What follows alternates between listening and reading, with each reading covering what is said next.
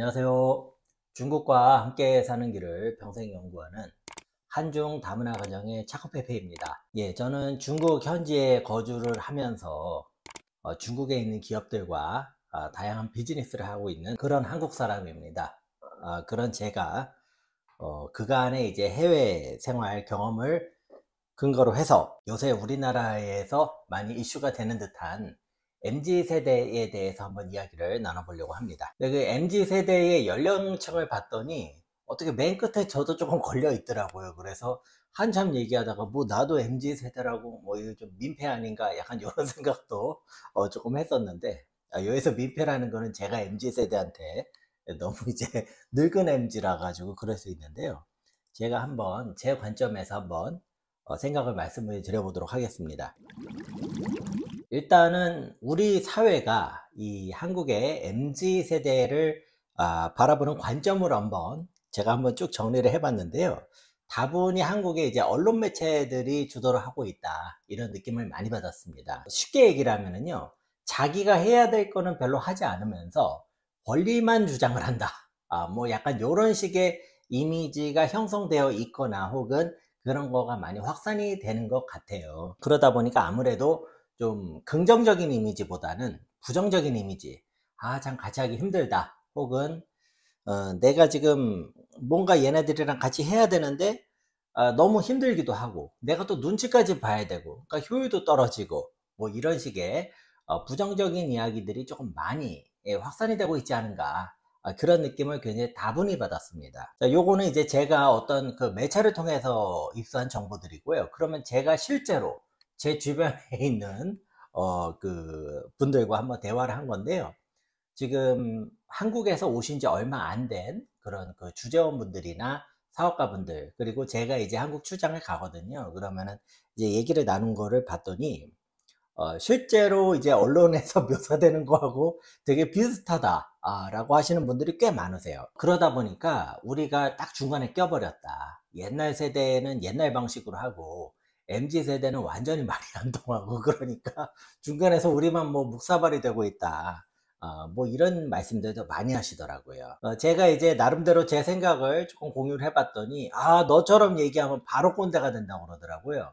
그러니까 그런 식으로 절대 하면 안 된다. 너 그러면 직장 내 바로 꼰대다.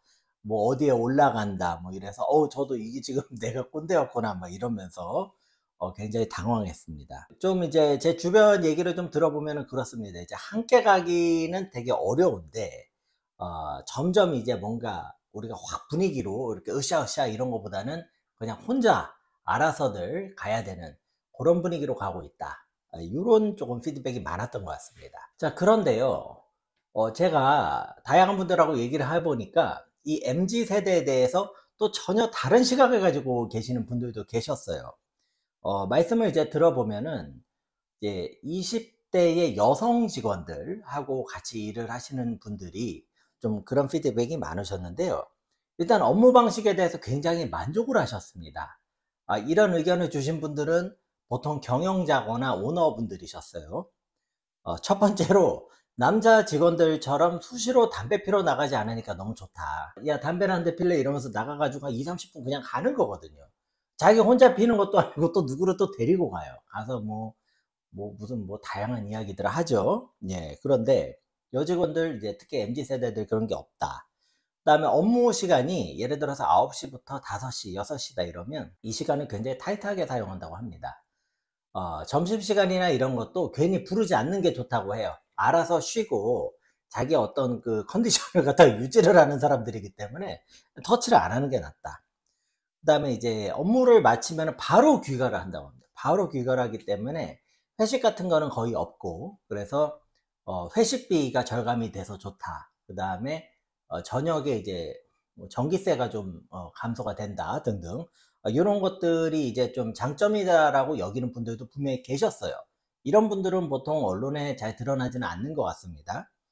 자, 정리를 해보자면은 그냥 업무적으로만 대하다면 굉장히 나이스하다, 요런 내용 같았어요. 근데 그 이상을 하려고 그러면은 뭐가 이제 좀 문제가 있는, 편하지는 않은 그런 상황인 것 같습니다. 자, 그러면 화제를 조금만 바꿔 가지고요, 우리나라 기업들의 어떤 글로벌 HR이라는 각도를 가지고 한번 얘기를 해보겠습니다. 제가 이제 HR을 전공을 하지는 않았어요. 저는 원래 쭉 해오던 일이 영어과 마케팅 분야 업무를 하다가 지금 이제 제 비즈니스를 하고 있는데요. 저는 이제 조금 굉장히 어린 시절부터 중국이라는 나라를 중심으로 출장도 많이 왔었고, 그 다음에 중국 현지에 있는 그 중국인 현지인들하고도 얘기를 하는 일들이 참 많았습니다. 그러다 보니까 제가 한 가지 조금 놀라운 특징을 하나를 발견했는데, 첫 번째, 우리나라에 굉장히 많은 대기업들이 세계 곳곳에 진출을 해 있거든요. 그런데 놀라울 정도로 그 나라 현지인 출신의 어떤 법인장이나 지사장 혹은 이렇게 발탁이 된 사람이 한국 본사에 와서 뭐 이렇게 높은 자리에 있다든지 이런 거를 거의 본 적이 없습니다. 그것과는 달리 우리나라 사람이 다른 나라 해외 기업의 한국 지사에서 출발을 해서 성공할 케이스들은 의외로 조금 찾을 수가 있었습니다. 대표적인 경우가 이제 현재 LG화학의 부회장으로 계시는 신학철 부회장님 같은 분이죠. 이제 3M에서 한국에서 이제 해서 필리핀으로 갔다가 미국으로 해서 그렇게 성장을 하셨다고 들었습니다. 자, 그렇다면은 이것은 제가 봤을 때는 굉장히 좀 공통점들이 보였어요. 왜냐면은 제가 예전부터 이제 중국 현지인들 있죠. 제가 원래 다니던 직장에 이 현지인들의 처우 관련해서 본사하고 조금 얘기를 할 일이 많았었는데, 걔네는 걔네고 우리는 우리다라는 식의 이런 게 조금 많이 느껴져서 그런 것 때문에 제가 이제 조금 중간에서 난처했던 경험들이 있거든요. 제 생각은 이렇습니다. 우리나라가 지금 이제 굉장히 못 살던 상황에서 선진국까지 왔잖아요. 그때 이제 우리나라가 가지게 된 어떤 경쟁력들이 있는데, 이런 것들이 장단점이 있습니다. 장점은 이제 우리의 문화 안에서 본다면 굉장히 이제 파워풀한 그런 경쟁력이 있지만, 한편으로는 이게 글로벌 보편성이 매우 떨어집니다. 글로벌 보편성이 떨어지다 보니까 다른 나라 조직에 가서 이식을 하기가 너무나 어려워요.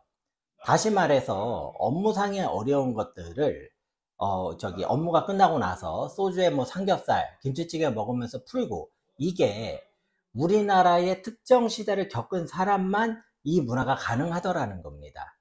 자, 이런 문제들은요, 중국을 포함을 해서 해외 곳곳에서 일을 하는 굉장히 많은 한국 분들이 계시는데요. 이미 10년, 20년, 30년 전부터 우리가 알게 된 내용들입니다. 자, 그러다 보니까 본사 방식으로 일을 할 방법이 없어서 주재원들이 와서 다시 한국 방식으로 하는 겁니다. 자, 그러면 현지의 사람들, 로컬 사람들이 성장을 하기가 굉장히 어렵겠죠. 자, 저는 요 현상이 지금 이제 20년, 30년 지나서 한국에서 일하는 우리 본사, 한국에 있는 회사들에도 똑같이 발생하고 있는 게 아닌가, 이런 생각을 해봅니다. 다시 한번 말씀드리면은, 우리가 가지고 있는 어떤 그 조직 문화의 강점이 있다면 이것은 굉장히 보편성이 떨어지는 어떤 조직 문화다. 자, 그런데 우리 MZ세대는요, 제가 보니까 굉장히 저희가 옛날에 해외에서 만났던 해외 직원들하고 비슷합니다, 느낌이. 자, 그렇다면은 멀리 볼 것도 없고 우리 중국만 해도요, 중국만 해도 시간 딱 되면 퇴근합니다. 그리고 중국 직원들도 한국 회사에 있을 때 얘기입니다. 중국 직원들도 내가 여기서 해봤자 어디까지밖에 안 되겠구나 그러면 그 이상 안 합니다. 그게 끝이고요. 봐가지고 좋은 게 있으면 나가고, 가봤자 별거 없다 그러면은 최소한으로 어떻게 자기가 효율적으로 하면서 남아있는 전략을 택하기도 하죠. 자, 이런 것들을 가지고 그 전에 저희가 어떻게 얘기를 했냐면, 야, 봐라, 이거 중국 사람들은 이렇다 라는 식으로 매도를 했거든요. 제가 보니까 그렇게 볼 일이 아닌 것 같습니다. 자, 그렇기 때문에 저는 우리 기성세대가 지금 현재 MZ세대에게 어떤 측면에서 보면 굉장히 고마워해야 된다, 혹은 우리가 우리 조직 문화를 갖다가 보다 더 글로벌하게 넓힐 수 있는 절호의 기회를 맞이했다, 이런 생각을 또 해봅니다. 자, 이 기회를 가지고 우리가 잘 활용을 한다면 우리나라의 어떤 글로벌 커버리지가 더 넓어질 것이고요. 또 여기에 적응을 한 사람들은 글로벌 다른 나라에 가서 취직을 하고 일을 하는 데에 훨씬 더 용이해지고 유리해지는 측면이 있을 거라는 생각이 듭니다. 자, 우리 MZ세대들은요, 제가 봤을 때 그냥 선진국에서 태어나서 자란 분들이에요. 그렇기 때문에 이분들이 가지고 계시는 어떤 사고방식은요, 굉장히 글로벌리 보편성을 띠고 있는 분들이라는 겁니다. 자, 그래서 그런 각도에서 조금 볼 필요가 있고, 굳이 이 사람을 뭐 내 형제처럼 만들다든지 뭐 이렇게 할 필요가 없습니다. 그거는 이전 이게 무슨 저 기성세대들의 어떤 그 하는 방식인 것 같아요. 자, 그래서 이것이 이제 MZ세대 현상을 갖다가 야 이거 뭐 우리나라 뭐 무역 적자는 심해지는데 설상가상이다 이렇게 볼 것이 아니라 우리나라가 이제 완전히 새로운 기회를 가져갔다. 자, 이런 측면을 있다는 걸 좀 말씀드리고 싶고요. 그러면은 중국 기업 대비해서도 제가 봤을 때 경쟁력이 좋습니다. 왜냐하면 중국은 또 중국 특유의 어떤 그 문화가 있는데 이게 역시 보편성이 그렇게 높아 보이지가 않습니다. 자, 그렇다면은 우리나라가 한류 드라마나 케이팝과 같이 제가 이렇게 중국에서 사회를 봤더니 중국은 그런 게 참 어렵습니다. 글로벌 보편성을 가져가기가 되게 어려운 구조인데 우리가 그게 강점이거든요. 그러면은 기업의 조직 문화도 한번 그렇게 만들어 볼 수 있지 않는가. 이런 생각을 좀 해보면서 저의 관점도 여러분께 이 정도로 좀 공유를 드리고자 합니다. 예, 많이 부족한 영상인데요. 그래도 시청을 항상 해주시는 구독자분들께 항상 감사합니다. 다음에도 더 좋은 영상을 준비해서 여러분들께 찾아뵙겠습니다. 시청해주셔서 감사합니다.